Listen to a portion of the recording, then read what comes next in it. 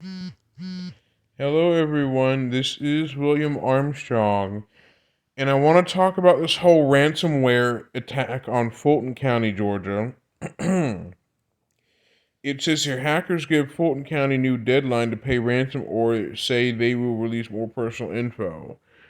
Note that when it comes to ransomware attacks, like hacking groups that use ransomware attacks against city municipalities, they are getting more aggressive and they threaten to release more personal information if city municipalities don't pay up the ransom demands.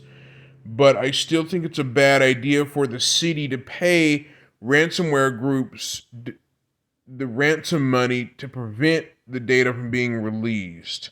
I say it's a really bad idea for them to do that. It's a bad idea for cities and businesses to pay ransomware groups to get their data back and also to pay them for not releasing it. It's very stupid to do so.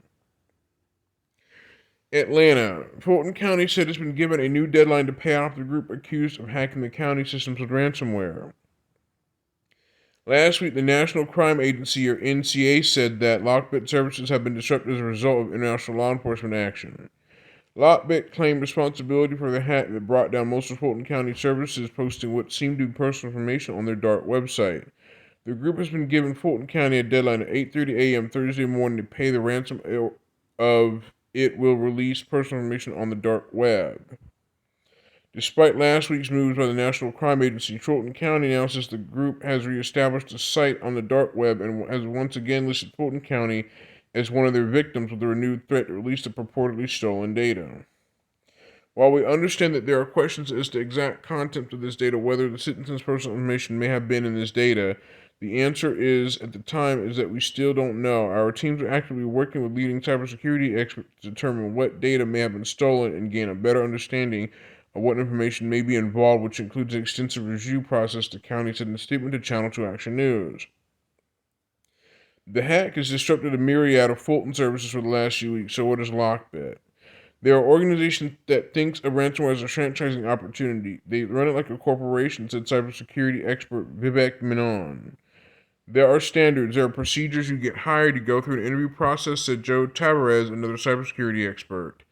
According to Tavares and Menon, Lockbit is one of the biggest names in the ransomware as a service, or RAAS for short, RAAS.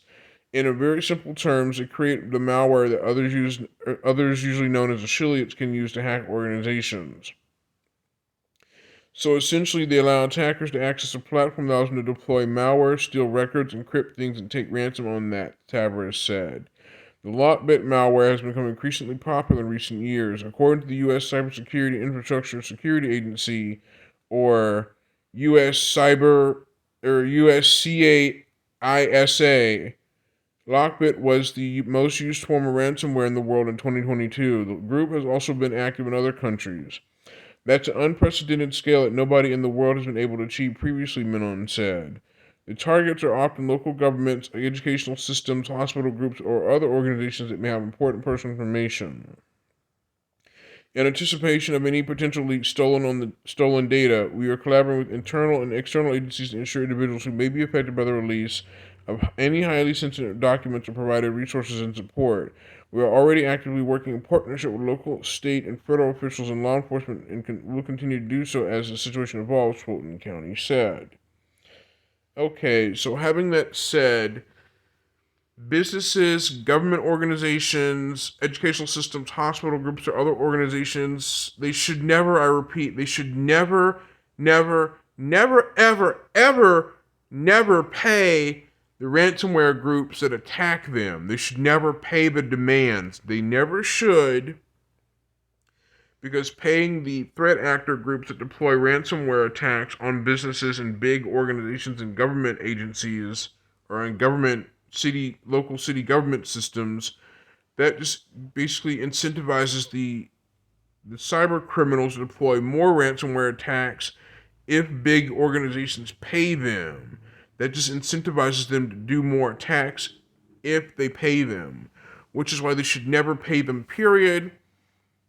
Fulton County, I repeat, Fulton County should not be a an idiotic moron of a county to pay the ransomware group behind the Lockbit attack. They should never pay the group behind the attack on them. They should never do it, because doing so will incentivize them just to do more.